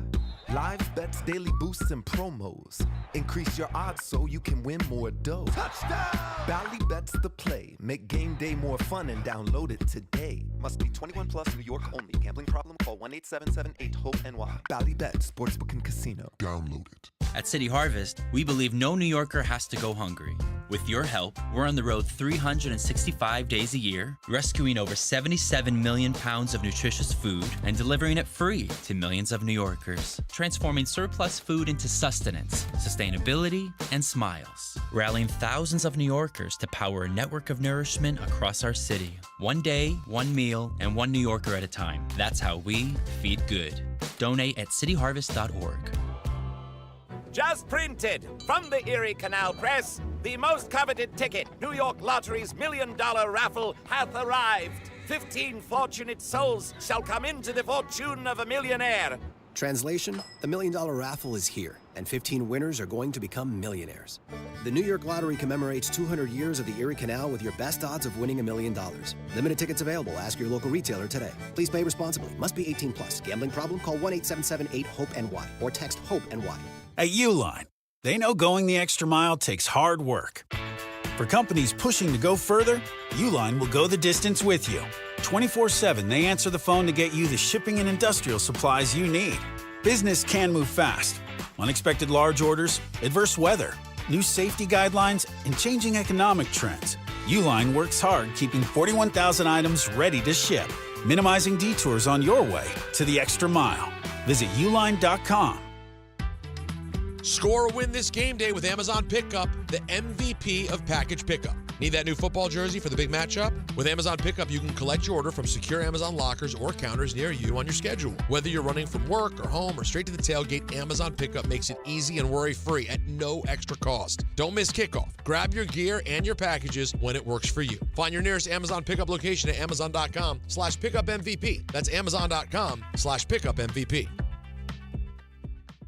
Do you have trouble getting in and out of the bathtub? Are you afraid you'll slip and fall entering or exiting a tub? SafeStep walk-in tubs can transform your bathtub from an area of concern to a calming refuge. Call them today at 1-800-731-4558 and save $1,600. SafeStep walk-in tubs and showers are proudly made in Tennessee and offer an ultra-low step-in, avoiding that difficult climb over a traditional bathtub wall. They also offer a variety of therapeutic benefits that may help soothe your aching muscles and joints, increasing your mobility, boosting your energy, and improving your sleep. SafeStep walk-in tubs are designed to easily fit your existing tub space and are often installed in as little as one day. Just dial 1-800-731-4558 today to save $1,600 and receive a free shower package. That's 1-800-731-4558 for a free no-obligation consultation and to save $1,600. Safe Step walk-in tubs. Safety never felt so good.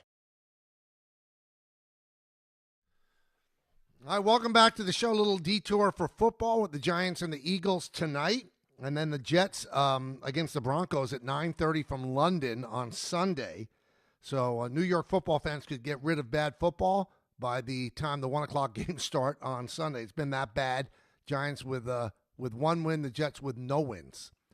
Kind of amazing. 1-800-919-3776. The baseball season's over. Yankees lost 5-2 to Toronto yesterday to lose the ALDS. And Toronto fans have been coming at me because in July – when they, were hanging on the rim after taking that 4-game set against the Yankees, and then Jamie Campbell on TSN took out a broom and everything, and I went on Yes, and I said, you don't celebrate, you don't hang on the rim in July, you hang on the rim in October. And so they hit me back with, well, can we hang on the rim now? And I'll look right into the camera and go, you are allowed to hang on the rim now. Now's the time you hang on the rim. You still have unfinished business. You want to get to the World Series, but you beat the Yankees. You beat them in the ALDS, so you're allowed to hang on the rim. It's much different than sweeping 4 games in July. Well, that turned your season around and knocked the Yankees out of first place for good, but still it was a little early to celebrate. You can celebrate now. You could most certainly celebrate now. You have earned that right. Now, I take that from the Toronto fans because, they beat the Yankees. What I don't get is the euphoric bashing of the Yankees by the Red Sox fans and the Met fans. I mean, the Red Sox season ended at the hands of the Yankees. And so what they keep giving you is, well, you won one more game. You got eliminated by the Yankees. So it's hard for you to say that the Yankees failed to such an extent that you can laugh about it when you failed to a bigger extent. And then there was a Met fan that sent me a tweet on X after the Yankees lost. At least they waited till after the Yankees lost. And this genius said, I guess plan B didn't work out, did it? Well, how'd your plan A work out? That would be my answer to you. Your plan A, you got one of the transcendent hitters in the history of baseball, and you didn't make the playoffs. And you're going to hang on the rim about the Yankees getting knocked out in the second round? So they pivoted from losing the great Juan Soto, which hurt because they obviously wanted to keep him, and they had the best record in the American League, tied with the Blue Jays, and then they got knocked out in the division series. So how could you, gloat about plan B not working when your plan A failed miserably? Miserably. You didn't make the playoffs. You lost to the Reds, and you're going to hang on the rim? And I keep seeing all the Cancun memes and all that. Well, the Yankees are heading to Cancun. Well, you know what? Well, the Mets are probably going to greet them there because they've been there for over a week. They could tell them all the hot spots to go to. I mean, really, Blue Jay fans could celebrate. They've earned that right. But the Red Sox fans and the Met fans, They're gloating when their team didn't get this far? I don't know. That's a strange tack that you're taking. Really. Bold strategy, Cotton. Let's see how that works out. It's not. You look like a fool. Guess your plan B didn't work when your plan A failed spectacularly. It's funny that you send this stuff out. Do you even think about how dumb you could look? You're going to mock plan B when plan A failed? I don't know. Maybe it's just me. Let's go to Tom in Huntington. Tom, you've been hanging on a while. Thank you. Michael, how are you? Good. How are you? Good. Hey, we met years ago down at Yankee Fantasy Camp. I participated in about 10 of them. You were very cordial. You were a gentleman. We had some great conversation down there, so I appreciate it. Oh, cool. I'm glad you had a good time. Really did. Michael, the question I have to you, if I heard you say it once, I've heard you say it 100 times, the Yankees are built on hitting home runs, and I'm trying to understand what that philosophy is about.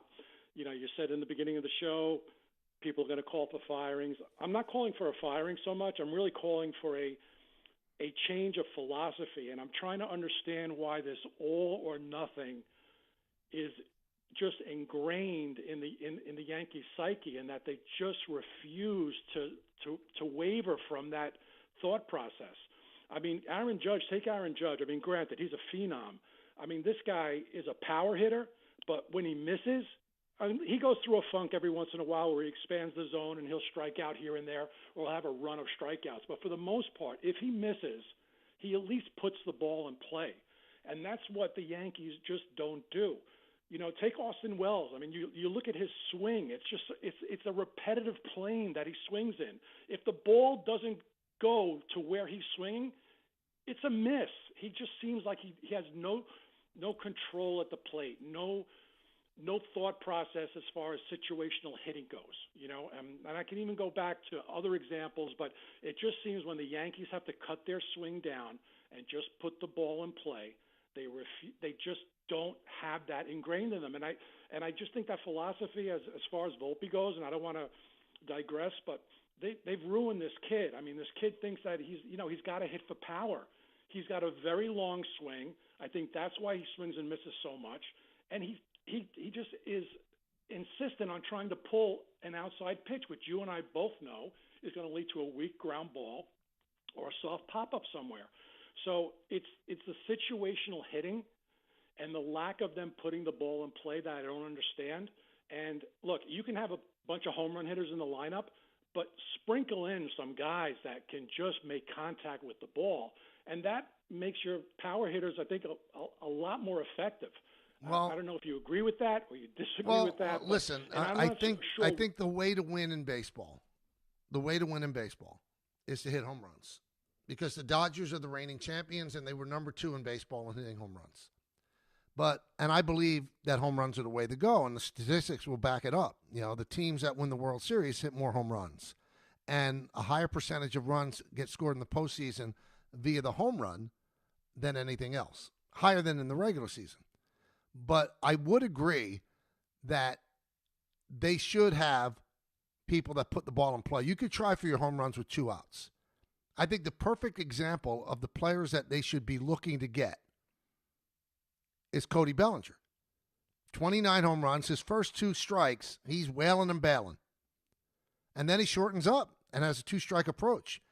And I remember what the Hall of Famer CC Sabathia said when he joined us in the booth one time this year. He said, I'd love to pitch now because no one has a 2-strike approach. And he's right. So you're asking them to change philosophy. They're never going to move away from the importance of hitting home runs, because I agree with them. It's important to hit home runs. But you have to have some diversity in the lineup. I mean, the Dodgers do put the ball in play.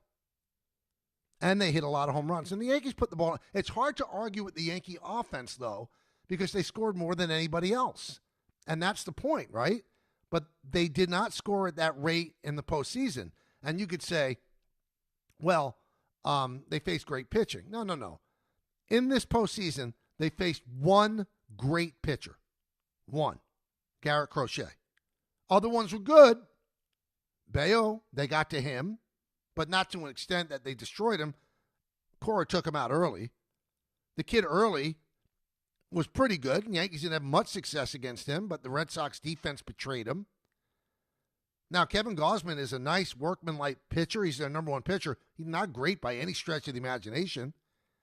And we don't know what Savage is going to be, but he was unbelievable against the Yankees, and then they failed against the bullpen game. So, yeah, the home runs work in the regular season, and I think they do work in the postseason. But for some reason, when the Yankees don't hit, they hit home runs on Tuesday, and they won. They hit one home run yesterday, a solo shot by Ryan McMahon, and they lost. So that's their formula. So whether or not they're willing to tweak it or not, I'm not sure. Are they going to be self-reflective and sit back and go, what's not working here? We've got to stop the randomness of the postseason where we say it's a crapshoot. We have to stop. We've got to make it less of a crapshoot. Let's go to Ron in Edgewater. Ron. Hey, good afternoon, Michael. How are you? Good, Ron. How you doing? Good. So just to kind of piggyback off that point, this is perfect. So I'm an analytical guy. I do analytics now, albeit baseball analytics, apples and wrenches to what I do, but just high-level view, right? In the history of baseball, there's been 5 teams, one in the dead ball era, that have won a World Series without at least 2 players batting at or above 280. Last time that happened was 1988 with the Dodgers. Another thing, there's only been one team that has struck out 1,400 or more times and won the World Series, and that was the 2023 Rangers. Mm-hmm. So the home runs are definitely important. There's no denying that. But what's interesting is, it was said multiple times by Yankee front office, if they out-homer their opponent, they win about 70% of the time. If they hit 2 or more 7 home games, runs, yeah. 2 or more, sorry. Okay, so, but if they out-homer their opponent, that happened 3 games and out of 7 this postseason, the record's 1-2. So. Well, their pitching was bad. There's no denying that. But the situational hitting and having guys like, Ernie Clement on the Blue Jays are a perfect example.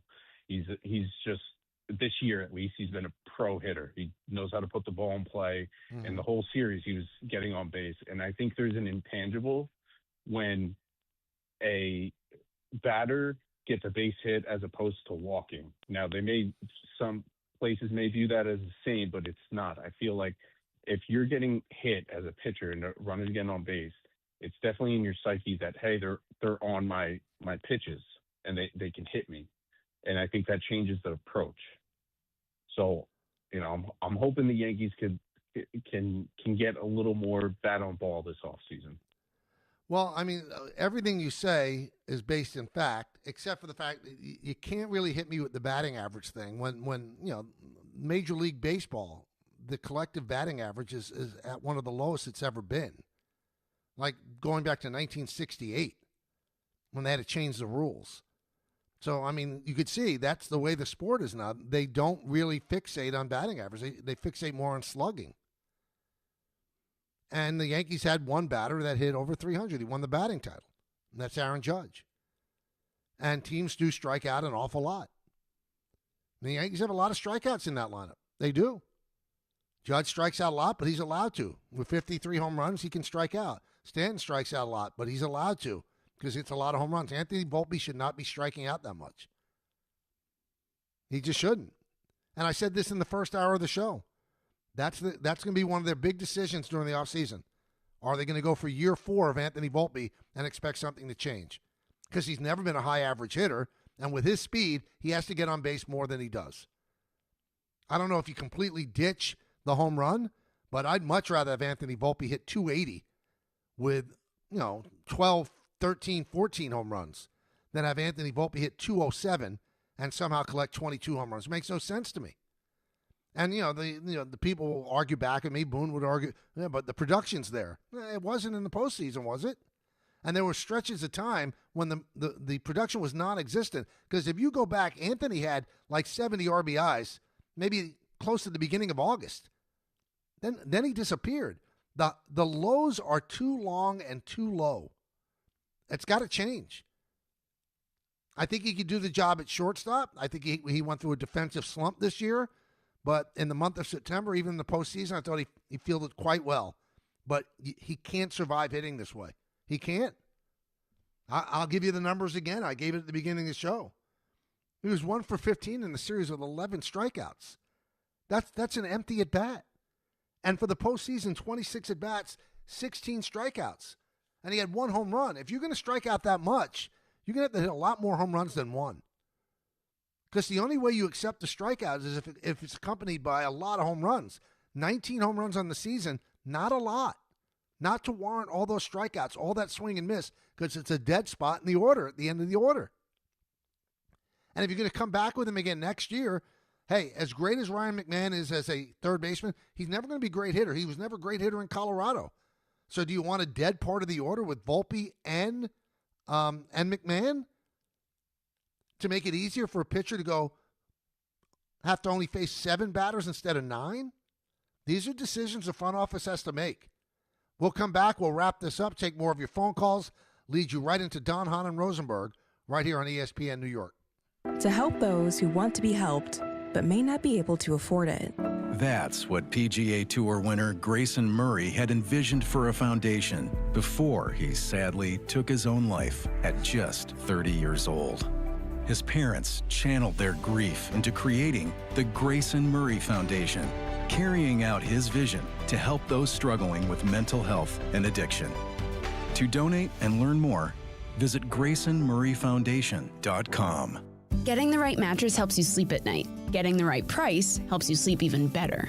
At PC Richard & Son, we don't just sell you a mattress. Our experts use a 4-step fitting process to make sure your new bed fits you perfectly. The right fit, the right price, plus free delivery. It's kind of our thing. During our 116th birthday sale, get up to $1,000 in additional savings when you combine purchases of select appliances, mattresses, and TVs. Only at PC Richard & Son. Free delivery on mattresses $199 and up. Excludes Manhattan. Make cancer screening a part of your annual healthcare routine. New York Presbyterian offers a full range of cancer screenings, including lung, cervical, prostate, colorectal, breast, and more. Regular cancer screenings could save your life by detecting cancer at its earliest, most treatable stages. Screenings are available across New York City and Westchester. Learn more at nyp.org/cancer screening. Stay amazing. New York Presbyterian. Honey, this is it. Shot clock winding down. Trailing by 2. When you can't miss the last shot, and neither can he, don't take slow for an answer. Pipistrello shoots. Good to see it, Charlie. Switch to Optimum Fiber, the fastest and most reliable fiber internet, starting at just $40 a month. Call 888-4OPTIMUM or visit Optimum.com today. What went through your head on the last shot? It all happened so fast. Optimum. Don't take slow for an answer. Terms apply. See Optimum.com for details. Hey, let me ask you something. Would you seat your 3-year-old child on a windowsill? Would you seat them beside a lit fireplace or by the deep end of a pool? One last question. Would you seat your child in a car seat that's not correct for them? Car crashes are a leading killer of children ages 1 to 13. Secure their future. Seat them in the correct car seat. For more information, visit safercar.gov/the right seat. Sponsored by the New York State Governor's Traffic Safety Committee. At Uline, they know firsthand the road to success is an uphill climb. Uline started in the family basement, and through hard work is now North America's most trusted shipping and industrial supplier. They get what it means to have the support of reliable, hardworking partners. So they keep 41,000 items ready to ship. Whether your company is still in a basement office or expanding cross-country, Uline will be there on your road to success. Visit uline.com. Just printed from the Erie Canal Press, the most coveted ticket, New York Lottery's $1 million raffle, hath arrived. 15 fortunate souls shall come into the fortune of a millionaire. Translation, the $1 Million Raffle is here, and 15 winners are going to become millionaires. The New York Lottery commemorates 200 years of the Erie Canal with your best odds of winning $1 million. Limited tickets available. Ask your local retailer today. Please play responsibly. Must be 18 plus. Gambling problem? Call 1-877-8-HOPE-NY or text HOPE-NY. Hey, fans! Welcome back to Fansville's Cheers and Tears. Oh, Okay, so like everybody deals with losing, right? To a rival on a last-second field goal. Whatever, it's fine. I'm totally fine. But I cope with losing with an ice-cold Dr. Pepper. Those 23 flavors are like so delicious. They totally wash away the pain of your college football team taking a big fat L. College football, it's a pepper thing. Your fantasy roster is set. The smack talk is heating up, and this season, ESPN Bet is giving you more ways to ride with your squad. Introducing the ESPN Bet Fan Center, where you can instantly link and bet on your fantasy teams right in the ESPN Bet app. An enhanced sports betting experience only from ESPN Bet, the sports book for sports fans. Make the connection today with ESPN Bet Fan Center and the ESPN Fantasy app. ESPN Bet Sportsbook. Download the app today. Must be 21 plus. Gambling problem? Call 1-800-GAMBLER. Terms and conditions apply. See app for details. In the city that never sleeps and never stops talking sports, ESPN New York is always on. Now you can live and breathe everything New York sports wherever you are. On your radio dial, on the ESPN New York app, and streaming live on YouTube. However you watch or listen, ESPN New York is always on for you. Hear us, stream us, watch us. This is ESPN New York. You know, I'm seeing a lot of noise on social media that they don't like that the Blue Jays celebrated the way they did. And I would tell you, to the victors go the spoils. You don't want them celebrating? Second straight year the Yankees have seen a team celebrate on the field at Yankee Stadium. Dodgers last year, and the Blue Jays. You don't like it, beat them. Everybody wants to beat the Yankees, whether you believe that or not. It's a big deal for the Blue Jays to beat the Yankees. They've seen the Yankees win so many championships, 5 championships since they last won one. You don't think they're going to celebrate like mad? They earned the right. I don't begrudge people that. I really don't. That's why I said with the Blue Jay fans chirping at me, go for it. Now you get to hang on the rim. It's teams that failed early in the playoffs, earlier, or didn't make the playoffs. They shouldn't be chirping or celebrating. Just tend to the Isles of the Spirit Halloween at your stadium and move along. The Blue Jays, they can celebrate. They have the right to do whatever they want. Morty in Plainview. Morty. Michael, I'm glad you put me on late in the show because earlier I thought we were going to have to put you on decaf. Anyway, you, as always, you laid out everything beautifully. I have to tell you something. This business about a crapshoot is absolute nonsense, okay? If the front office today has as much passion about what happened last night as you had this morning when you started your program, we'd be in a better state of mind, okay? The Yankees are not going to do anything. Anthony Volpe is going to be a very suitable shortstop in Colorado or Pittsburgh or Osaka, but not here, okay? And Wells, by the way, Wells has absolutely no plan when he gets to the plate, none at all. I knew he was going to swing at the first pitch. If the Yankees analytics are so good, why don't they tell him to take a pitch? He always swings at the first pitch. Oh, well, they probably want him to swing at the first pitch because Morty. I'm sorry, we lost Morty early. Because if you watch the game plan that the Yankees had against a lot of the pitchers, they were swinging at the first pitch in the first inning. So I'm sure analytics told them that was the best pitch they were going to get. You know, nothing is done without some kind of a check back on the analytics. And Morty, you can call back tomorrow. I'm sure you didn't get to say what you want to say. But I will tell you this. The crapshoot line, I hate to say this. It's kind of a get-out-of-jail-free card. Oh, you know what? We get to the postseason, and after that it's a crapshoot. Well, it shouldn't be. Make it less of a crapshoot. And as a caller said so expertly earlier, if you keep coming up craps, you're going to walk away from the table or change the way you play. 16 years, you've lost the crapshoot. Last year you came close. I don't begrudge you that, but you ended up losing the crapshoot. So, to me, crapshoot has never been a good explanation. It's just not. Jonathan in L.A. Jonathan. Hi, Michael. Hello. Hello? How you doing? Hey, Michael. Really quick. Oh, all right, man. Hanging in there. I want to see what are your thoughts on G's comments regarding on always circling on Boone and blaming him. And I want to congratulate you, man, on 34 years of another season, and being the voice of the Yankees, man. You're always in the house, and I appreciate it, man. Thank you so much, Michael. All right, thank you. I guess John is talking about Jeter and A-Rod on the Fox postgame show put all the blame on Cashman. Now, I'm sure that they believe that, and they didn't put any blame on Boone, but neither of them are in love with Brian Cashman. They're just not. So I'm sure that might color it a little bit. Jeter was told by Cashman, you're not getting any more money, go find it somewhere else. And Alex was essentially let go with a year left on his contract and 4 home runs away from 700. So I'm sure there's no warm feelings toward Cashman. So if they have a chance to go after Brian Cashman, they're going to. I'm not saying that what they're saying is not valid or is valid. I'm just saying that past history might color it just a little bit. But they did completely exonerate Boone. And if you believe it's collaborative, and that's why I don't think there's going to be a change at manager, because I think that Boone is in lockstep with the front office. So why would they change him? It's the formula that's not working. Not that Boone's not working. I'm sure that that's what they think. And they did sign him to a 2-year extension at the beginning of the season. So I'm not sure anything's going to change. I'm not. I would just say, though, 16 years without a championship is an awfully long time. Now, not as long as other franchises, I get that, but in Yankee history, it's the second longest streak without winning a championship. And, the Yankees should operate on Yankee history, not on Met history or Tiger history or Mariner history or Blue Jay history. You operate on what's expected from you in the history of the franchise. 16 years, tied for the second longest streak.